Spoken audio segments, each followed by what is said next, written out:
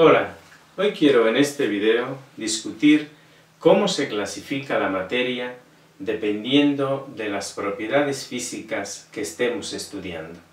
Un hecho conocido por todos es que la materia se presenta en la naturaleza en tres estados o fases. Cualquiera de las dos palabras representa exactamente lo mismo en física. Las tres fases o estados conocidos de la materia son la fase sólida, la fase líquida y la fase gaseosa. Cabe señalar también que en algunos textos, por ejemplo, vemos hablar del plasma como el cuarto estado de la materia. En realidad un plasma es un gas ionizado.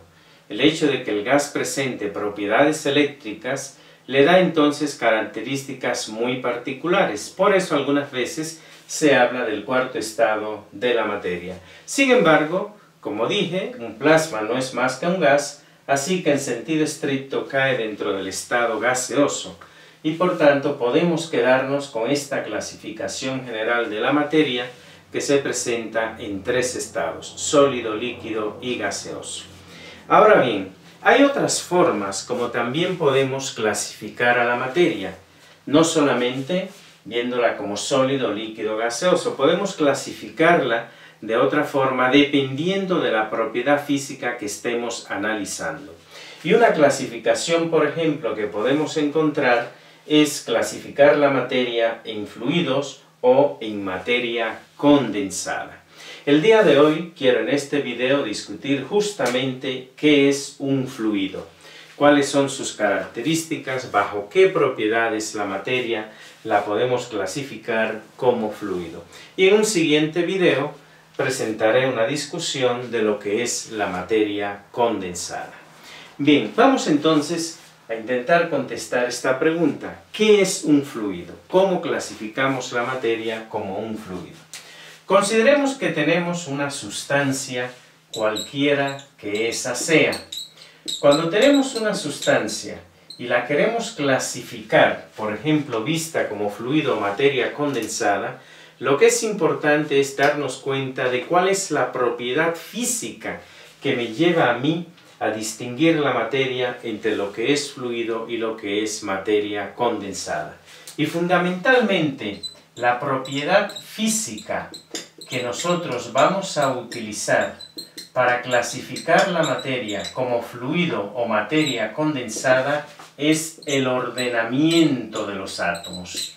Es muy importante entender, reitero, bajo qué propiedad física la materia se puede clasificar. Porque si utilizo una propiedad física distinta, es probable que tenga que hacer una clasificación física también distinta. Entonces, de acuerdo al ordenamiento de los átomos, la materia, vamos a ver cualquier sustancia que puede presentar dos comportamientos fundamentalmente. El primer comportamiento que puede presentar es que sea una materia que tenga un alto ordenamiento de sus átomos.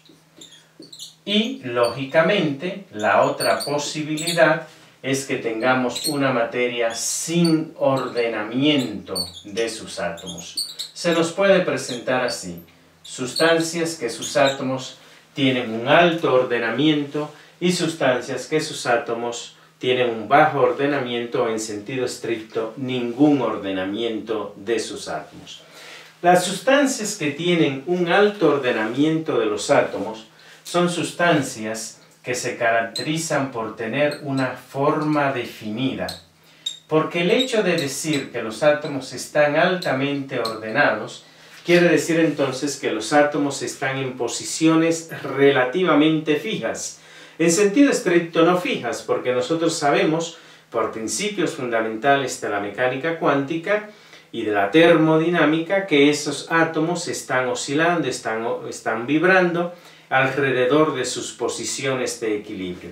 Pero en este tipo de sustancias, esas oscilaciones, esas vibraciones son muy pequeñas. Esencialmente, en promedio, los átomos tienen posiciones fijas y la sustancia tiene entonces una forma definida.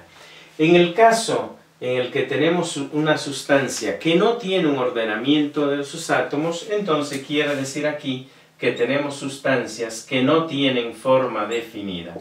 Entonces, estas sustancias son sin forma definida.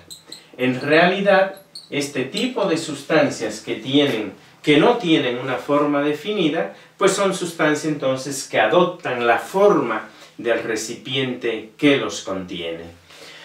Cuando vemos la materia ordenada de esa manera, hay otra característica importante también que cumplen esas sustancias. En general, las sustancias que tienen forma definida son sustancias que son capaces de tolerar y aún de transmitir esfuerzos cortantes. Pero vamos a escribir aquí, toleran esfuerzos cortantes. ¿Qué quiere decir un esfuerzo cortante? Un esfuerzo o una fuerza cortante es una fuerza que tiene una componente paralela a la superficie. Como tengo una sustancia con una forma definida, ella puede tolerar un esfuerzo o una fuerza paralela a la superficie. A esas fuerzas también se le llaman fuerzas de cizallamiento. Encontramos esos términos en los libros de física.